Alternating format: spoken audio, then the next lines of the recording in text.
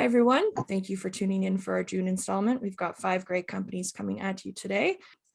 For those of you just joining into the session, do keep in mind that this presentation may contain forward-looking information.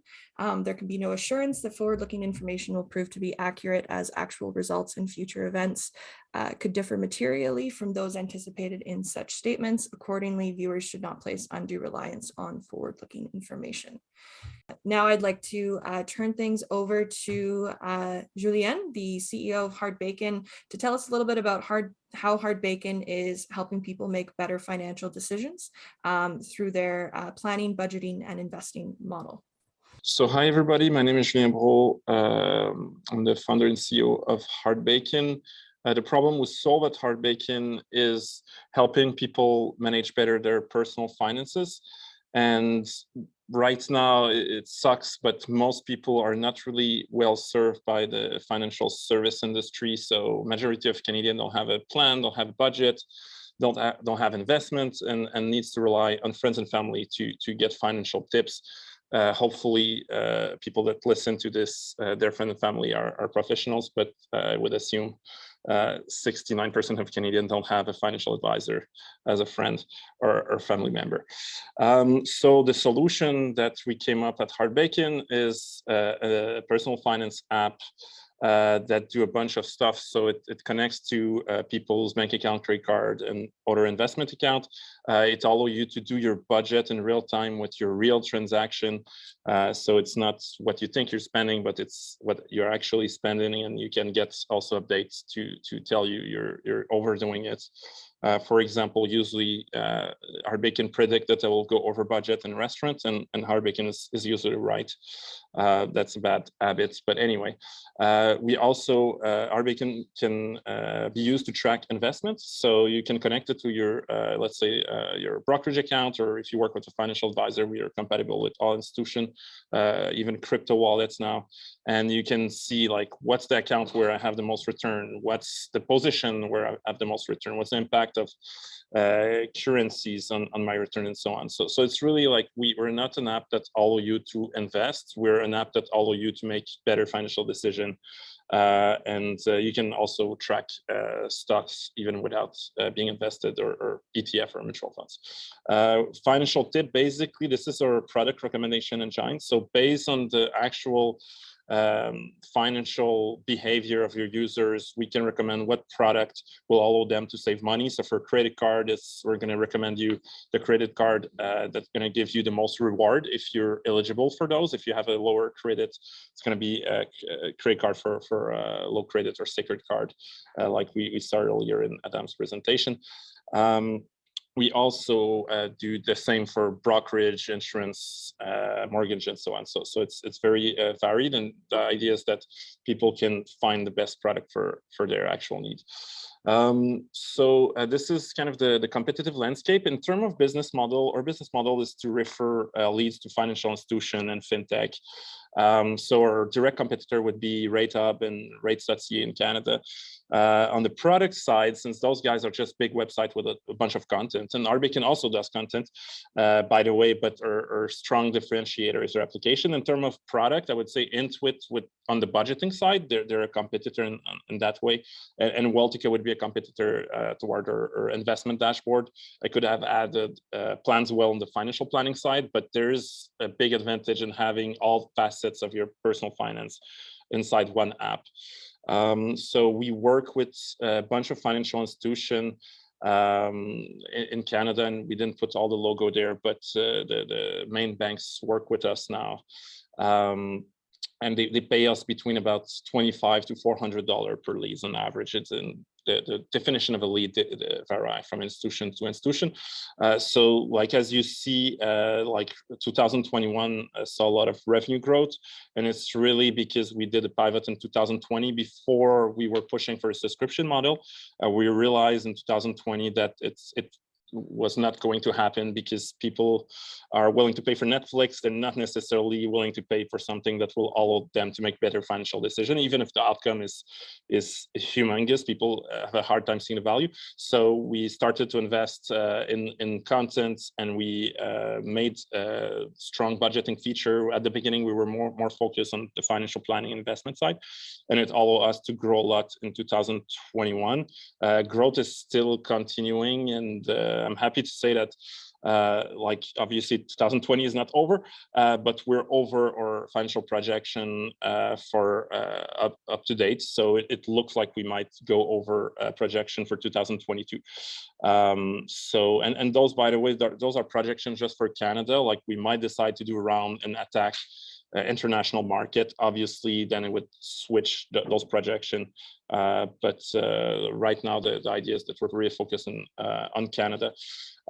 So why invest in us? We're a fast-growing fintech with more than 232,000 unique visitor per month and 38,000 app users. We're the only personal finance app in Canada that allow you to bridge, to connect to all institutions and see your investments, see your transaction or your banking. We have a bunch of specialized content about personal finance for Canadian, and foremost, I would say, like we help Canadian see clearly in terms of like a complicated landscape. We bring transparency to market, and I think we make a good thing for the users that can actually have the information advantage, or at least the equal information advantage compared to the financial institution they're dealing with. So that concludes my presentation. If you guys have questions, it's going to be my pleasure to answer them. Merci beaucoup, Julien. Thanks for the fantastic presentation. Pleasure. I know I mentioned at the top of the event that this is now your third round on FrontFundr, which is very exciting. So perhaps you could tell everyone tuning in a little bit about how the business has grown between your second capital raise and now. Yeah, I mean, so I touched on that when I was talking about our pivot. So since we did the pivot, I think the traffic grew by about 1,000%. The revenue, it's not 1,000%, but it's pretty good. I think we were making about, just to give you an example, around like 5,000-6,000 per month. Before the pandemic happened. Today we're over 50,000 per month in revenue. So we have like a fast growth rate, and we think we reach product market fit, because that's like the financial institution, they're all acquiring leads because they have a trouble with their traditional channels. So this, like, it's purely performance based. Like, you know, they like what we do, and the users, they ask more and more questions about their personal finance situation or the economy. Like we never had so much days where, you know, economic news make the first news on TV, and that makes people search for answers, and people find stuff like Hardbacon. So that would be the what happened, but in a summarized way. That's great. Absolutely. And for those tuning in today, we will go just a couple minutes over the 11 a.m. PT mark, just to answer some few more questions here for Hardbacon. So Julien, I know you highlighted a lot of economic uncertainty right now, so it's definitely great that there's a platform like Hardbacon that's helping people kind of navigate those waters. You also mentioned a little bit about your acquisition strategy and acquiring some other platforms to support Hardbacon's growth. So what does that strategy look like moving forward for the business? Yeah, so we did small acquisition so far. I think it was mentioned on a slide. We bought Simple Rate, which was a direct competitor. We bought a company called Find My Total that made a financial calculator. So it was a way to, you know, shorten the time from the idea to delivering those calculators. They already had all the code base, so we just had to tweak them to adapt them for our needs. But going forward, like, we think it's a market that's going to consolidate. It takes technology. I think the era of a big website or a blog that could make a lot of money in this space is over, because you cannot do retargeting. It's getting, and there's much more competition. NerdWallet is now in Canada. So I think you need technology and you need big money to be relevant in this space. So there's a lot of independents, still fragmented. There's still companies with 3-4 employees that are doing lead for, let's say, loans, or let's say just mortgage or insurance. So basically our approach is going to be to buy them, and that's one of the reason we also plan to be public. So we're working on that, and the idea is that we could do stock deals as well. And I think that even if, like, it's scary, like, to see the economic condition right now, but I think that is going to scare also the other operators.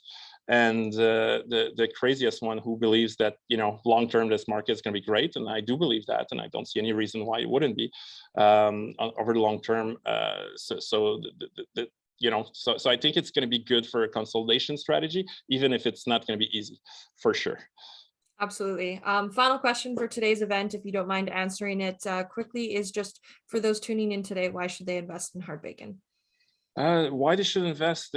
Because they want to shape the future of financial service in Canada and help the users make better financial decisions. I mean, at the end of the day, like, they also invest because they think we're going to grow. But if we do our mission right, we're going to grow and be the dominant player here and expand over Canada. And anyone that invested will have made a return. So that would be the answer.